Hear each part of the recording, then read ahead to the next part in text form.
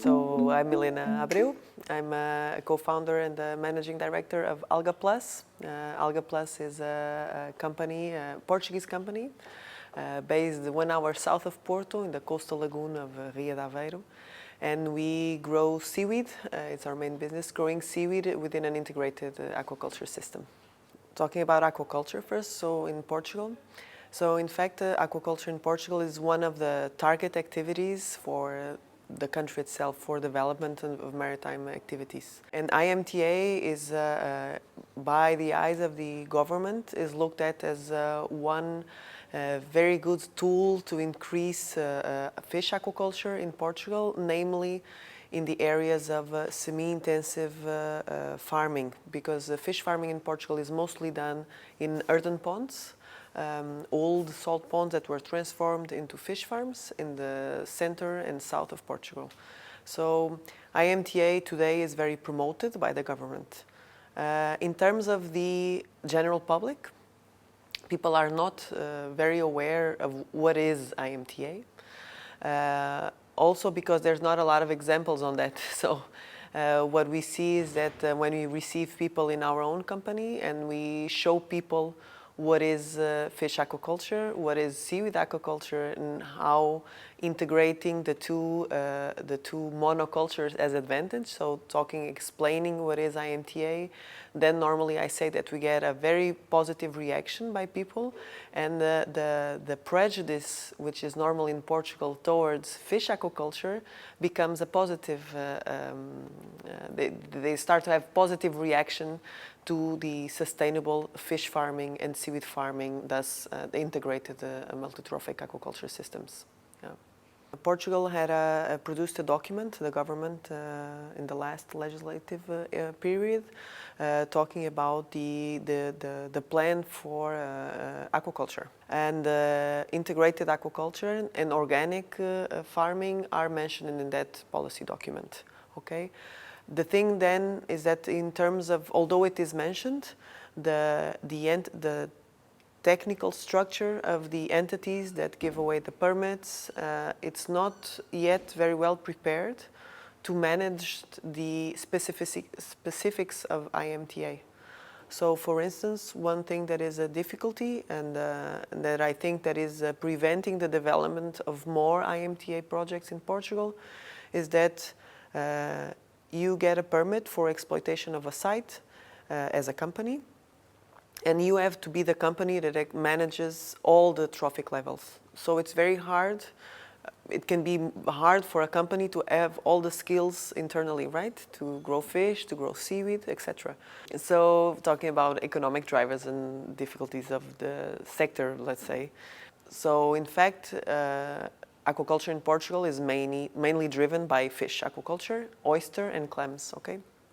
Those are the three main sectors. And mentioning that fish aquaculture, most of the fish farming is semi-intensive. And that means that there's always a lot of space available in these types of infrastructures because there's always ponds that they can be used. In this type of systems, the fish farmers are quite open to receive integrating new trophic levels, either seaweed and more recently alophytes, marine plants. So they don't look for companies that can come and partner to do other trophic levels, but they are open to approaches of companies like we did it. Like for instance, ALGAplus, we were a seaweed farm that approached a fish farmer and they opened the door to us. For more intensive fish farming, I think the mismatch is bigger, because normally they are very, I would say, overwhelmed with their own issues. So intensive fish farming, that I see as more, I wouldn't like to say more professional, but it's more technical demanding, it's more capital demanding. So sometimes for them to be deviating their attention to include other trophic levels can be more difficult. However, everyone now is really interested in seeing how seaweed or marine plants integration can really help them to not only save some money in terms of waste management, water waste management, in terms of communication, so for the public. So it really, because the social acceptance is increasing and IMTA is really discussed in several sectors. So, and sometimes they also have space available. And it's IMTA practice is also a way of access to funding. So in Portugal, talking about money, in terms of, there's national funds for aquaculture coming through Europe, but national funds for aquaculture that include, you have more points, let's say, if you are practicing, if you are implementing IMTA or organic farming. So this means that that's a driver for companies to try to implement these integrated systems in their current system. Another thing in terms of bank loans or capital, risk capital, it's a bit more difficult. Aquaculture continues to be seen as a risky activity. But in Portugal, there's a lot of people are coupling blue biotechnology with aquaculture. So that means that we are looking at more higher value products like seaweed for cosmetics, food or nutraceuticals, but also other applications like ornamental species and these types that go for a higher value.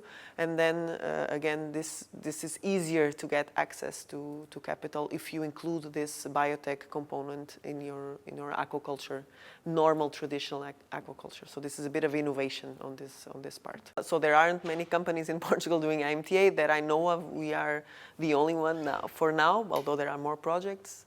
And another economical driver for us is that seaweeds for food or cosmetics, the organic certification is mandatory to sell the product across Europe on an international level.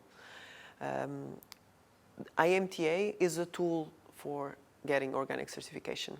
With organic certification, the nutrient input needs to be very well, there's a lot of limitations to what you can use as enrichment for the water to grow your seaweed.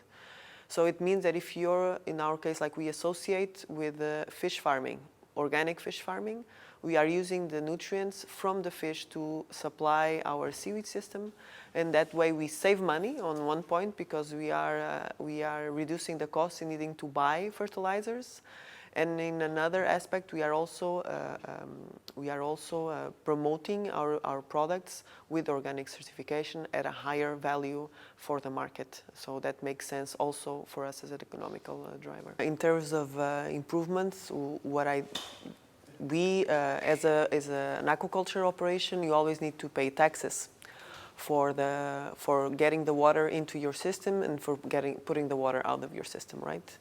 And today, there are no measurements considering the environmental positive aspects of IMTA. So that means that we don't get any deduction in our taxes for practicing IMTA, and that could have a big impact in the companies to be operating. Another thing is to have maybe permits that will be longer for companies practicing IMTA. Because when you have a longer permit, it's easier also to get money from the banks. So all this interaction and kind of small prizes, we could say, that could be given for IMTA operations would be very valuable. Also today, we talk a lot about nitrogen credits and carbon credits, but that's not really applied today in Portugal as a system, okay? So it depends only in the company if we want to pay for an external advisory body to come and implement the nutrient credits in place to get another stamp of certification. But that doesn't help us in terms of tax deductions or anything like that.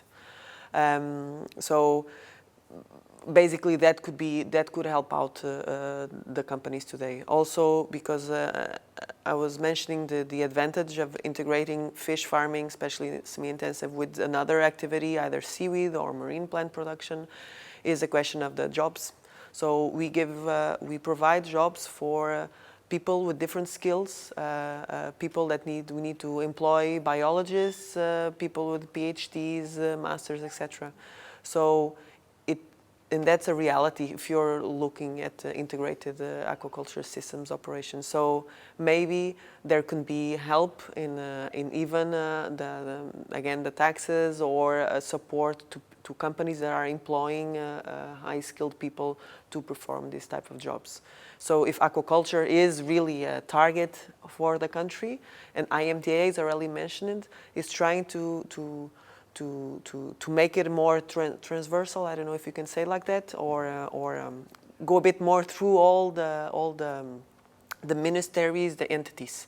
We feel like it stays very close in the Ministry of the Sea that regulates these activities, but then it's not transposed to the economical, economic ministry or of finances or anything. So there's a bit of a disconnection between these two aspects today.